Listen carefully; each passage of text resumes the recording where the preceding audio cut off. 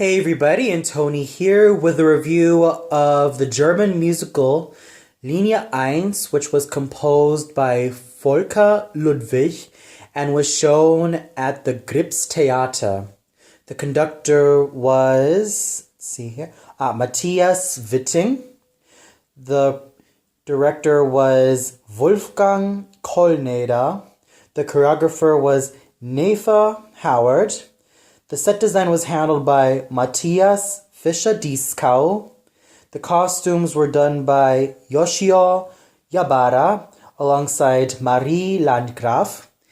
And the band was No Ticket, and its members on the guitar were Michael Brandt, on the saxophone, Thomas Keller, on the bass guitar, Axel Kottmann, on the drums, George Krantz, on the keyboards, Matthias Witting, and, well, that's it for No Ticket. So, I never heard about this musical before. This was mostly because of the fact that this was mostly performed all throughout Germany, and, interestingly enough, back in 1988, there was also a film version of the same musical. Now, the story of Linie 1 is rather simple. A country girl comes to a really big city called Berlin, and she is looking for a boyfriend. She meets a lot of colorful and crazy people, each of them with their own interesting pasts and with their own interesting lives. And through her quote-unquote odyssey, she befriends them, and, well, it's sort of a journey for her, mostly to find her dream man. Yeah, the story is rather simple and it's kind of easy to follow, but it's the music that really does make this musical very memorable. And even though it didn't really have a huge hit all around the world, it's very easy to say that I have to say that Linie 1 does deserve to have a more international success, and it does deserve to be heard a lot more internationally. So let's get on to what I thought about the production, the music, and the singers. Now, the production, since this is Theater, it was simple, though it did suit the stage that the actors were playing in.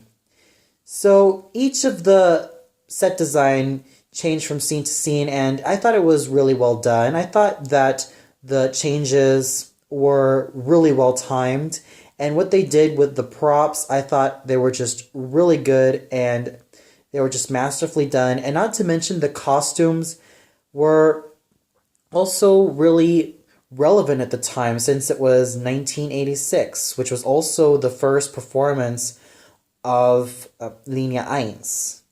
So the production and the costumes, I thought, were really good all around. The music done by the band No Ticket, I thought, really was resonant of the 1980s, with certain beats and with certain tunes from the saxophone. I thought it was able to transport me back into the 1980s, even though I was not born at the time. But the band No Ticket really did a wonderful job in really making the music speak at the time, and really use that music to really state that this was the 1980s, a time where things were more different than they were today, and everything else was totally different at the time. So I really thought that the band really did a wonderful job together, really putting together their efforts into really making something that was totally timeless and totally had that vibe from the 80s. And now let's get on to what I thought about the actors and who are also the singers of their roles. So starting off with our main protagonist, Natalie, known simply as the girl, or in German, das Mädchen, was, let's see right here, Maria Perlich. Now, She has a darling stage presence. She had no gimmick. She was very pure and very unpretentious in her acting and in her singing. She has a very genuine stage presence that you would really love to follow her in her journey and to really find the one thing that she's been dreaming for. You really get attached to her and you really enjoy the triumphs and the trials and all of the stuff that she has to go through in order to make it to her ultimate goal.